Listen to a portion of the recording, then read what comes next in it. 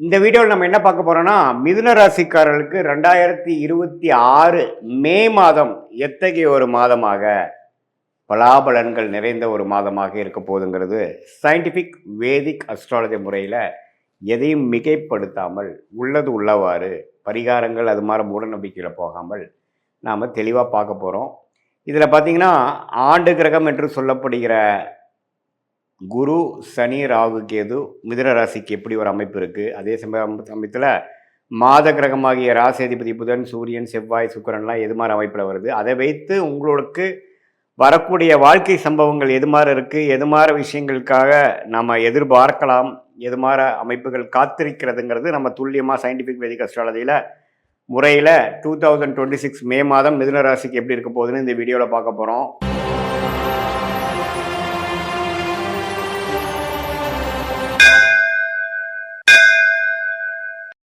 இப்போ பாருங்கள், ராசிக்குள்ளேயே குரு இருக்கிறார், 10ஆம் இடத்துல சனி இருக்கிறார். ராஜோகாதிபதி சனி இருக்கும் பொழுது கடந்த ஒரு வருஷமாக பல புரட்சிகளையும் பல முயற்சிகளையும் செய்து கொண்டு இருக்கக்கூடிய மிதுன ராசிக்காரர்கள் தொழிலாக இருந்தாலும் சரி, வேலையாக இருந்தாலும் சரி, நிறைய முயற்சிகள் செய்கிறீங்க. அப்ஸ் அண்ட் டவுன்ஸ் வருது, ஆனால் அதில் போராடி போய் கொண்டிருக்கிறீர்கள். அதில் யோகங்களும் இருக்குது, சில குறைபாடுகளும் உண்டு. ஆனாலும் யோகங்கள் அதிகமாக வரக்கூடிய அமைப்புகள் உண்டு. அதே சமயத்தில் ராகு 9ஆம் இடத்திலும் கேது 3ஆம் இடத்திலும் இருந்து ஒரு மாதிரியான பலனை கொடுத்து கொண்டிருக்கிறார். இதில் ராகு குருவின் பார்வை பெறுகிறாருங்கிறது ஒரு நல்ல விஷயம். இப்படி ஒரு அமைப்பு இருக்கிறப்போ உங்களுடைய மாத கிரகமாகிய ராசி அதிபதி புதன் எப்படி இருக்கிறாருன்னா 11ஆம் இடத்துல இருக்கிறார். மாதத்தின் ஸ்டார்ட்ல 3rd and 4th week, second half of May என்ன ஆகிறாருன்னா புதனே பார்த்தீங்கன்னா 12ஆம் இடத்துக்கு அதுக்கு பிடித்த சுக்கிரனோட வீட்டில் வரார். ஸோ அருமையான ஒரு அமைப்பு மிதுன ராசிக்காரர்களுக்கு பொறுத்த வரைக்கும் மே மாதத்தில் நல்ல ஒரு அமைப்பு இருக்குது. ஏன்னா மெல்ல சனி விட்டு விலகிட்டார், செவ்வாய்ங்கிற கிரகத்தை விட்டு விலகிறார்.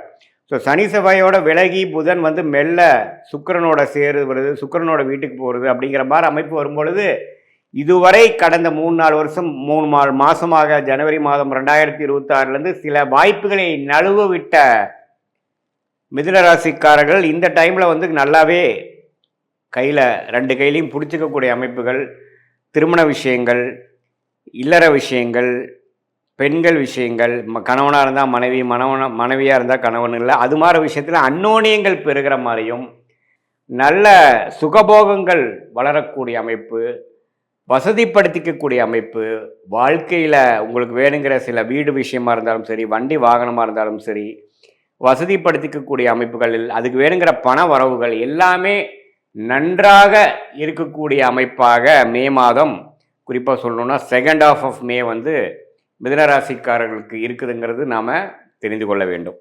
இது ஒரு அற்புதமான ஒரு விஷயம்.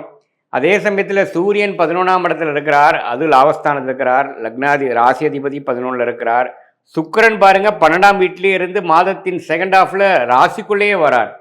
இதெல்லாம் பார்த்திங்கன்னா நம்ம யோகமான ஒரு அமைப்பு. இது மூலமாக முன்னமே சில விஷயங்கள் நம்ம செஞ்சுக்கலாம். வாழ்க்கையில் இதுவரை நம்ம செய்யக்கூடிய படிக்கக்கூடிய ஸ்டூடெண்ட்ஸாக இருந்தாலும் சரி, மாணவர்கள் இருந்தாலும் சரி, ஒரு உத்தியோகத்தில் இருக்கிறவங்க இருந்தாலும் சரி, நடுத்தர வயதினராக இருந்தாலும் சரி, நல்ல டக்குன்னு சில விஷயங்கள்லாம் நடந்தது. நம்மளால் காத்துட்டு இருந்ததெல்லாம் கொஞ்சம் ஓரளவுக்கு பண்ணிட்டேன், சில விஷயங்கள் எனக்கு கைவிட்டு போனதெல்லாம் இப்போ கொஞ்சம் கிடச்சிது அப்படிங்கிற மாதிரி ஒரு நல்ல யோகமான ஒரு அமைப்பாக மிதுன ராசிக்காரர்களுக்கு அது வருகிறது. அதே சமயத்தில் மாதத்தின் ஃபஸ்ட் அண்ட் செகண்ட் வீக் பார்த்திங்கன்னா ஃபஸ்ட் ஹாஃபில் பார்த்திங்கன்னா செவ்வாய்ங்கிற சத்ருபா அதிபதி பார்த்திங்கன்னா சனியோட சேரும் பொழுது கொஞ்சம் உடல் உபாதைகள், வண்டி வாகனத்தில் போகிறப்ப கேர்ஃபுல்லாக இருக்கணும். ஏன்னா 6ஆம் வீட்டு அதிபதி சனியோட சேர்ந்து 10ஆம் இடத்துல இருக்கும் பொழுது தொழிலில் வந்து சில சங்கடங்கள், சில எதிர்ப்புகள் வரலாம். கொஞ்சம் கேர்ஃபுல்லாக முதல் ஃபஸ்ட் ஹாஃப் பார்த்துக்கிட்டு செகண்ட் ஹாஃபில் வந்து அதோட லாபத்தையும் அதோட நல்ல பலனையும் அணிவிக்கக்கூடிய ஒரு அற்புதமான ஒரு மாதமாக சுக்கிரனுங்கிற ராஜோகாதிபதி ராசிக்குள்ளே வருவதனாலையும், ராசி அதிபதியே 11ஆம் இடத்துலையும் 12ஆம் இடத்துலையும் நல்ல அமைப்பில் இருக்கிறனாலையும், ராஜோகாதிபதி 10ஆம் இடத்துல நீடித்திருக்கிறனாலையும் நல்ல அமைப்புகளை கொடுக்குது. ராசிக்குள்ளேயே குரு இருக்கிறார். ஜூன் மாதத்துக்கு அப்புறம் தான் குரு பயிற்சி ஆகுறதுங்கிறது நம்ம தெரிஞ்சுக்கணும். அதுக்கப்புறம் பார்த்திங்கன்னா நிறையா குடுக்கல் வாங்கல் அதிகமாகவும், நிறையா இன்வெஸ்ட்மெண்ட்ஸ் அது மாதிரி போகும். ஆனால் மே மாதம் வந்து அதுக்கு வேணுங்கிற நல்ல ஒரு ஃபவுண்டேஷனை கொடுக்கக்கூடிய ஒரு அற்புதமான ஒரு மாதமாக மே 2026 மிதுன ராசிக்காரர்களுக்கு வருகிறதுங்கிறது நம்ம தெரிஞ்சுக்கணும்.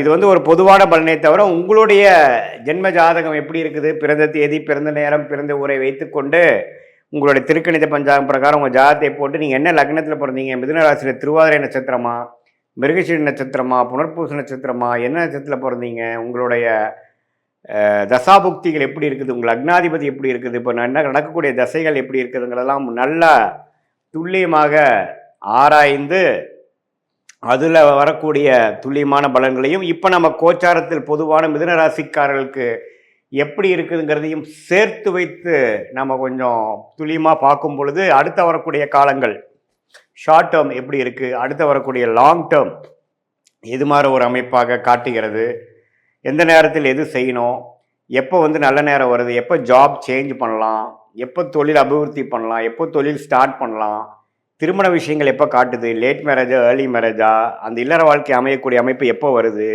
குழந்தை பேரு எதிர்பார்க்குறவங்களுக்கு எப்போ குழந்தை பேரு கிடைக்கிற அமைப்புகள் மனைவி ஜாதகம் மூலமாகவும் கணவர் ஜாதகம் மூலமாகவும் காட்டுகிறது, எது மாதிரி வேலைக்கு போகலாம், எப்போ வந்து நமக்கு படிப்புக்கேற்ற வேலை கிடைக்கும், ஹையர் ஸ்டடீஸ் படிக்கலாமா, வேலைக்கு போகலாமா, வெளிநாடா உள்நாடா, இது மாதிரி பல விஷயங்கள். அதாவது படிக்கிற பசங்களாக இருந்தாலும் சரி, இளைய வயதினராக இருந்தாலும் சரி, நடுத்தர வயதினராக இருந்தாலும் சரி, சீனியர் சிட்டிசனாக இருந்தாலும் சரி, அவங்களுக்கு வாழ்க்கையில் முடிவுகள் எடுப்பதற்கு ஏராளமான விஷயங்கள் இருக்கும் பொழுது இந்திய வேத ஜோதிடத்தான சயின்டிஃபிக் வேதிக் அஸ்ட்ராலஜி எந்த மிகைப்படுத்தல்களும் போகாமல் மூடநம்பிக்கைகளையும் போகாமல் ஒரு கிரகம் ஒரு மாதிரி இருந்தால் நீங்கள் என்ன கர்மாவை கரைத்து கொண்டு இருக்கிறீர்கள், என்ன மாதிரி பிராப்தங்கள் வாங்கி கொண்டிருக்கிறீர்கள், எந்த மாதிரி ஒரு தோஷங்கள் இருக்குது, பிராப்தங்கள் இருக்குது, எந்த விஷயத்தை நம்ம அவாய்ட் பண்ணலாம் நம்ம வாழ்க்கையில், எந்த விஷயத்தை நம்ம வந்து எடுத்து முக்கியத்துவம் கொடுக்கலாம் அப்படிங்கிறது நம்ம தெரிஞ்சுக்கிட்டோம்னா வாழ்க்கையில் எதிர்நீச்சல் போட்டு சமய விரயங்கள் பண விரயங்களை தவிர்த்து என்ன விஷயங்கள் நமக்கு காத்திருக்குதோ அது மாதிரி விஷயங்கள் செய்து கொண்டு அதுக்கு நம்ம பாஸ்ட் லைஃப் வந்து கரெக்டாக நம்மளுடைய சயின்டிஃபிக் வேதிக் அஸ்ட்ராலஜி முறையில் மேட்ச் ஆகுதா, நம்ம பாஸ்ட் லைஃப் நம்ம ப்ரிடிக்ட் பண்ணுறது கரெக்டாக இருக்கா அப்படிங்கிறத செக் பண்ணிவிட்டு இப்போது ப்ரெசன்ட் டைம் எப்படி இருக்குது, அடுத்த வரக்கூடிய இம்மீடியட் ஃப்யூச்சர் எப்படி இருக்குது, அதுக்கப்புறம் வரக்கூடிய லாங் டேர்ம் ஃப்யூச்சர் எப்படி இருக்குங்கிறதெல்லாம் துல்லியமாக பார்த்து அதற்கேற்ற முறையில் நாம் வந்து நல்ல அமைப்பாக நாம் நம்மளுடைய வாழ்க்கை சம்பவங்களை அமைத்து கொண்டு அதுக்கு தகுந்தமான முயற்சிகளை நம்ம செய்யும் பொழுது மிதுன ராசிக்காரர்களுக்கு இப்போ இருக்கக்கூடிய அந்த பொதுவான ஒரு அமைப்பு எது மாதிரி விஷயங்கள் காட்டுதோ அதை வந்து இன்னுமே நம்ம ஃபைன் டியூன் பண்ணி எது மாதிரி விஷயத்தில் எது மாதிரி டைமில் நம்ம எடுக்கலாம், எந்த விஷயத்தை நம்ம அவாய்ட் பண்ணலாம், நம்மளுடைய யோகமான கிரகம் என்னவா வருது, எதை நோக்கி போகலாம், எதில் நமக்கு லாபங்கள் அதிகமாக இருக்குது, எதில் நமக்கு பிராப்தங்கள் இருக்குது, எந்த டைரெக்ஷனில் போனோம்னா நம்ம ஈஸியாக நம்ம எதிர்நீச்சல் போடாமல் எளிதில் நம்மளுடைய குறிக்கோள்களை நம்மளுடைய கோலை அச்சீவ் பண்ண முடியுங்கிறதை சயின்டிஃபிக் வேதிக் அஸ்ட்ராலஜி முறையில் தெரிந்து கொண்டேனால் கண்டிப்பாக வாழ்க்கையில் எதிர்நீச்சல் போடாமல் எளிதில் வெற்றி பெற முடியும் என்று சொல்ல விரும்புகிறேன். மீண்டும் மற்றொரு காணொலியில் சந்திப்போம். நன்றி, வணக்கம்.